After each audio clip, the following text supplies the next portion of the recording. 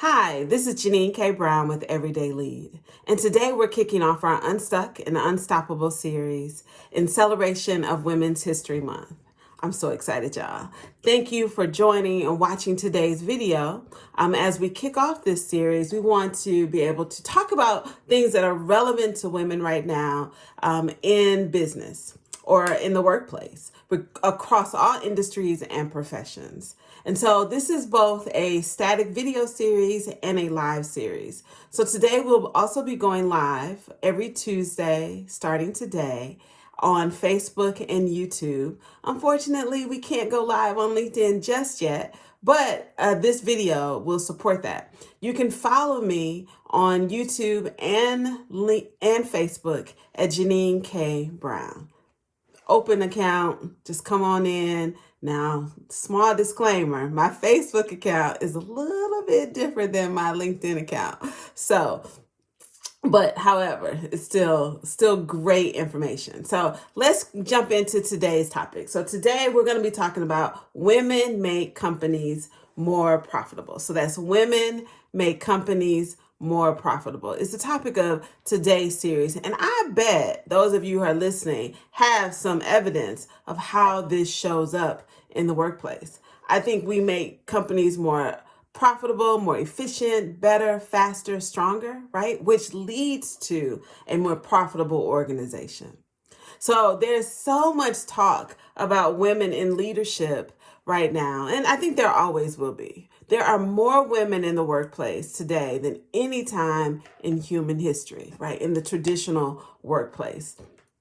And I think the contributions that we're seeing from women are sometimes overshadowed around conversations about how they are not in leadership. And so our series this month is really going to be focused on how we can leverage our skills and show our value and benefit in the workplace through evidence that's already out there. So I'm going to be showing y'all receipts that women have in the workplace right now today that have been contributions to the traditional workplace. And so, like I said, more women in the workplace than ever before. We see this across several professions, that there are a lot of women in the workplace. And we see it starting back in higher education. We go to colleges and undergrad, as well as master's and advanced programs, certification programs. We're getting all the credentialing we need to be successful, right? To prove that we should be there. Actually, women have more degrees and certifications than their male counterparts in the workplace, because we still fall into those stereotypes around being qualified and prepared to do this work, right? So even if men are not having to demonstrate a large majority of credentialing, the mass majority of people in leadership are men. So how do we overcome some of those barriers to entry into more executive roles? And so when I talk about upper management today and executive roles, I'm talking about roles that are at the director to C-suite level. And now I'm just going to talk about the C-suite. So let's talk about this. In the past 4 years, we've seen an increase in women in CEO roles in Fortune 500 companies. So that's an increase in the last 4 years, a significant increase of what it was 20 years ago. So we ended last year with 37 women holding the title of CEO in Fortune 500 companies. Most recently, we've seen 2 Black women be promoted into the space of CEO. That's through moving from one company to another company. So we got Rosalind Roz Brewer, who has left her role as COO at Starbucks, who will now be in the role of CEO at Walgreens. And we also have Tashonda Brown Duckett, who is now recently appointed, I think just last week, to CEO of TIIA. She has had a long career in banking. So now we're starting to see a little bit more diversity. So we got 37 women who hold the title as as of the end of last year. We've just increased the number of women of color who are in that role by adding 2 Black women as CEO, where we haven't had a Black woman in a CEO role of a Fortune 500 company since the days, I believe, of Xerox with Ursula Burns. I think we had an interim CEO at Bed Bath & Beyond who was since been replaced by a man.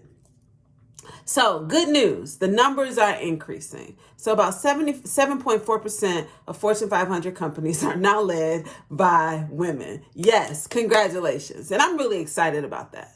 But how can we expand that number? Because like I said, the title of today's show is Women Make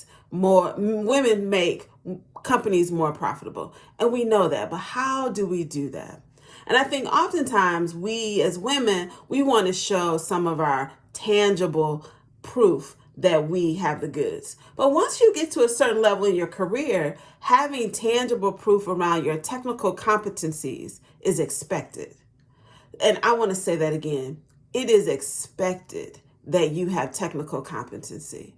It is not something that typically we reward people for, right? You might be able to close a particular deal. You might be able to close a particular case if you're in the law firm, use innovation and technology in a way to solve a problem that has never been done before. Those are feats. Yes, you will be rewarded. But I want to talk about those intangibles, the things that we do different than men that help in our organizations grow, become more profitable. Employees are more satisfied and morale is up when women are in leadership roles. And so when you think about women in the C-suite, what's the first role comes to mind for you that they're probably in? Yeah, I know. Most of us think, oh, it's probably an HR related role. So they might be the chief HR officer. They could be a combination of chief HR officer and chief diversity officer. Maybe they're in a separate role as chief diversity officer. So now we might see more women in those roles. So those are the chief roles that we typically see women in.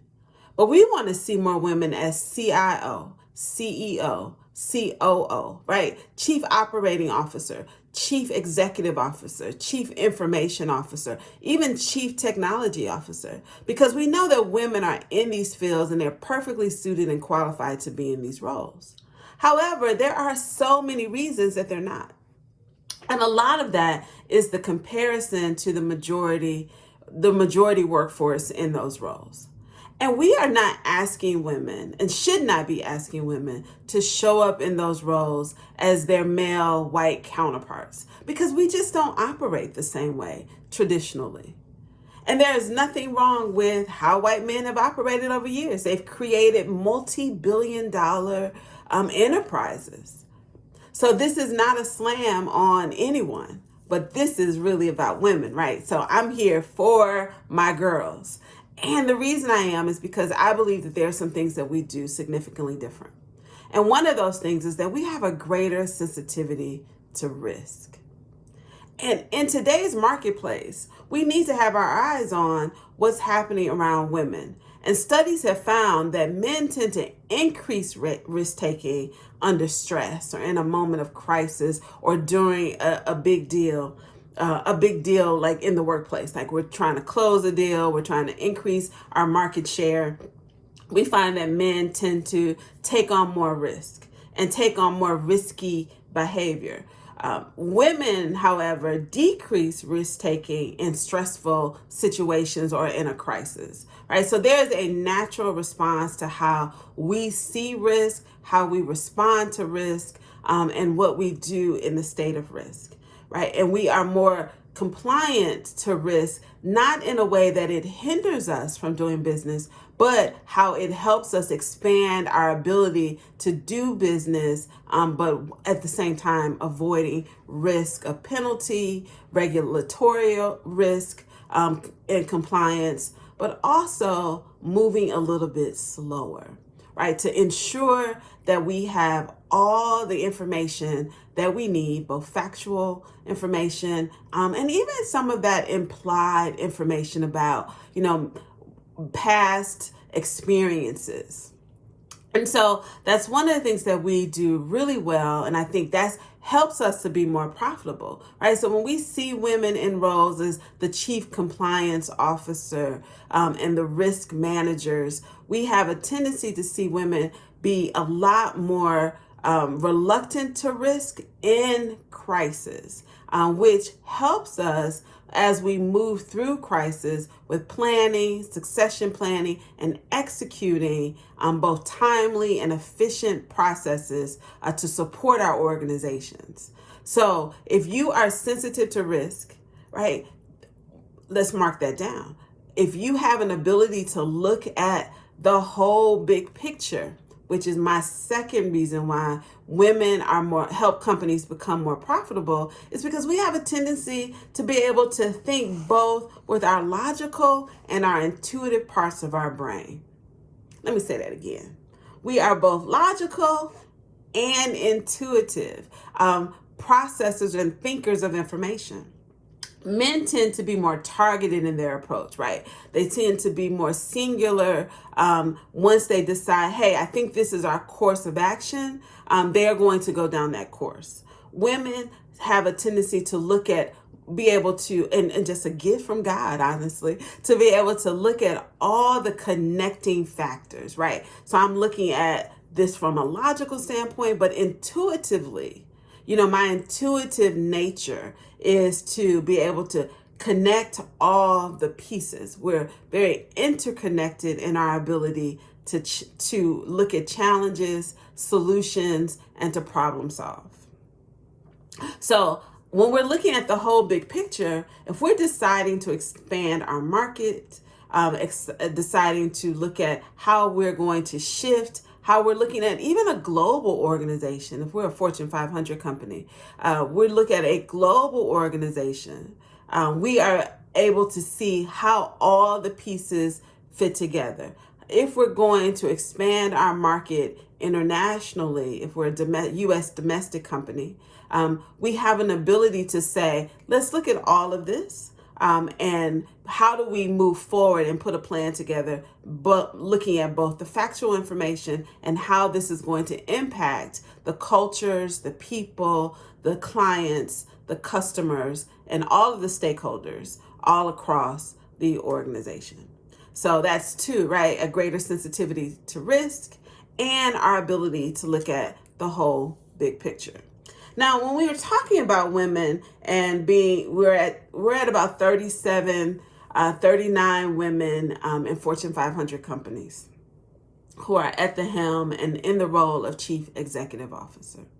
And we find that companies who have gone from 0 women in executive leadership roles. Remember, I defined executive leadership roles, the director to the C-suite level. When they go from 0 to 30% increase in those roles, we find that those organizations are at a minimum of 17% more profitable than companies who do not have 30% of their women leaders in executive roles. And that is huge, right? Especially in the uncertainty that we're dealing with right now in companies. And I think if we look at organizations who have been profitable during COVID, they've had women in senior leadership roles, executive leadership roles, and they actually moved into the Fortune 500 space. Isn't that something? Right? So companies who were not Fortune 500 companies in prior years became Fortune 500 companies in 2019 and 2020 because they were positioned to be able to respond to the market when COVID hit and impacted our marketplace. Their response to the market was quick. And I will tell you, a lot of those industries were in the consumer goods space. Now think about this. Women traditionally are the purchasers of consumer goods, even when there is a man in the household. So guess what? Women who are running companies that are very focused on consumers and direct to consumer goods, so that's retail, healthcare, as those sorts of organizations were able to respond to the needs because guess what? women were in the rooms and part of those conversations. So there are women in the room saying, hey, I know what women need right now during this crisis when they are unable to get out of the homes and their home, possibly with children, and they're still having the responsibility to manage their families. That, again, that logical side of the brain and that intuitive side. And so we found that companies who were providing consumer goods, direct to consumer services and products were the fastest growing companies last year. And if they had women who were in the executive leadership roles, they moved into the Fortune 500 space.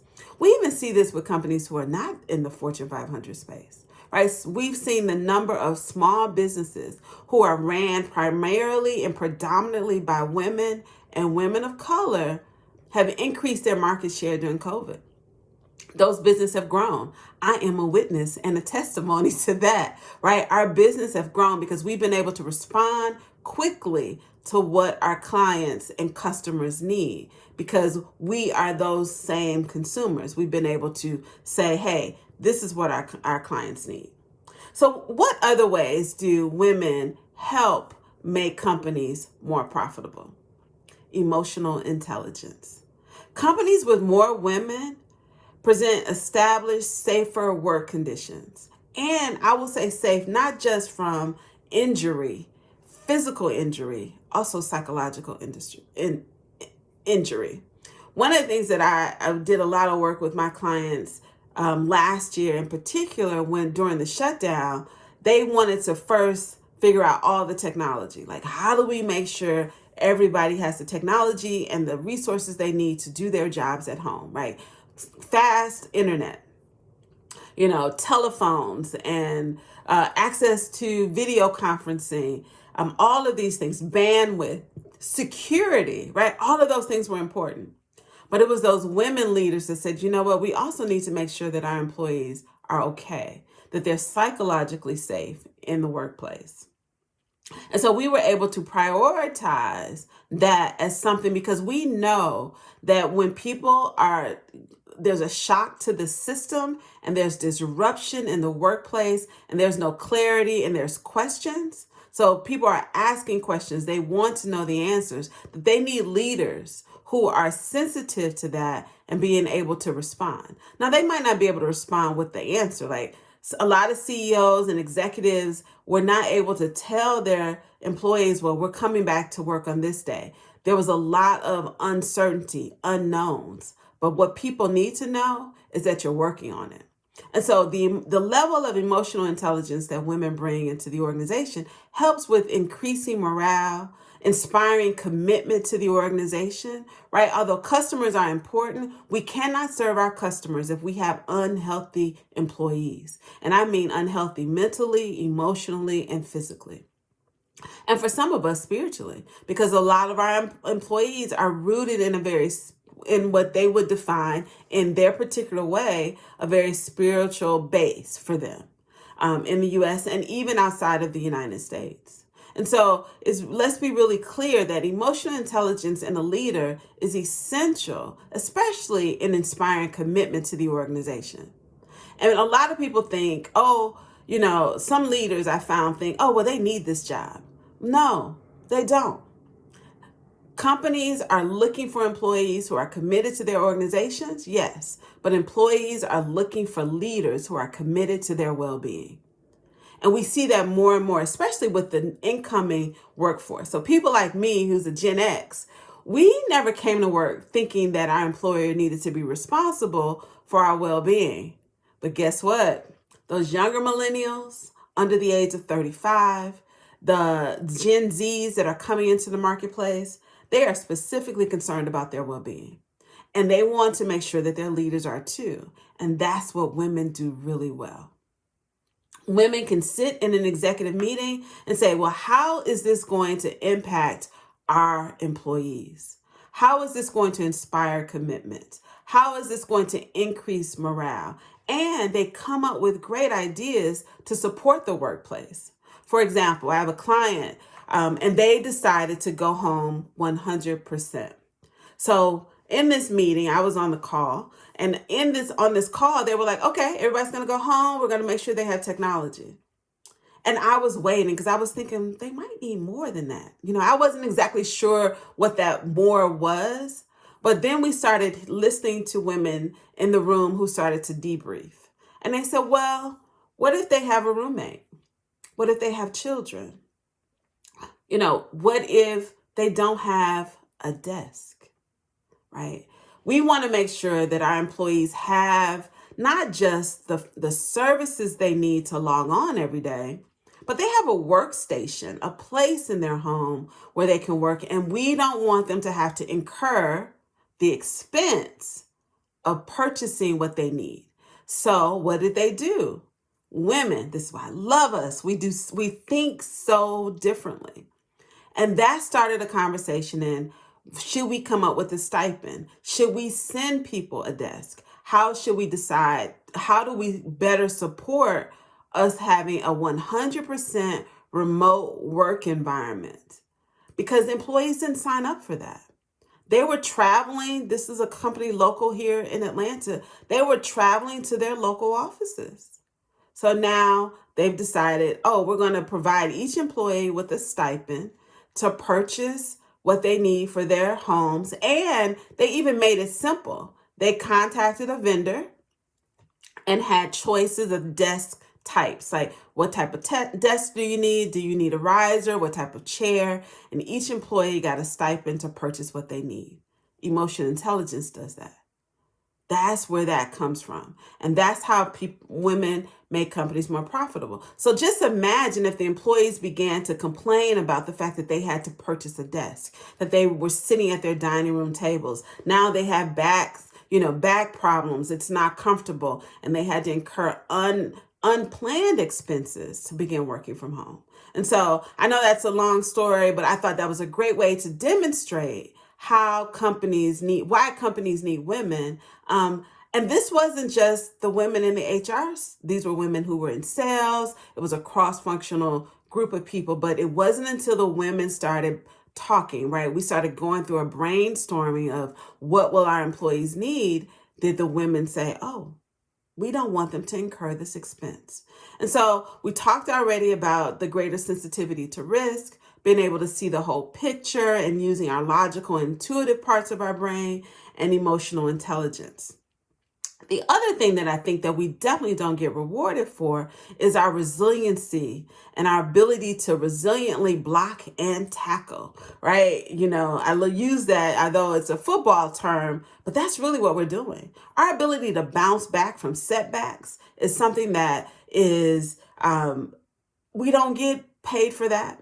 Our workplace, to be able to be resilient and use our willpower and our personal resilience, and self-control to manage the unexpected, right? So our willpower, personal resilience, and self-control to manage the unexpected is another way we help companies be more profitable, right? So that is something that I definitely want to make sure that we start to recognize in our young leaders, their ability to come back from setbacks, their ability to pivot and block and tackle when they need to, right? In responding to clients, in responding to internal challenges, in building synergies across different departments and organizations within their companies. These are skills that are not taught in school. They're not taught in grad school. But how does this show up in your organization? So if we are going to market with a new product, if we are trying to launch a new service for our organizations, and there is a need to respond to something that did not go as expected, our ability to do whatever it takes to make it work is a skill that helps us become more profitable as companies.